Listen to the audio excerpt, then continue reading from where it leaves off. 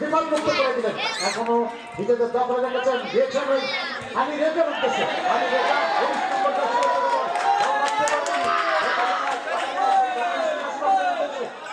নিজের সেরাটা দিতে কোনো দিতে পারেন অত্যন্ত নামি দামি এবং তারকাসান্বিত স্ট্রাইকারের খেলোয়াড় ওখানে নিয়েছেন আবারও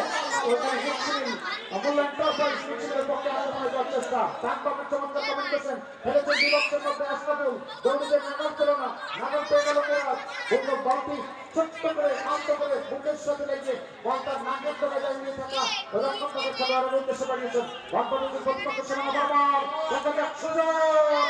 অত্যন্ত রক্ষণভাগের সেরা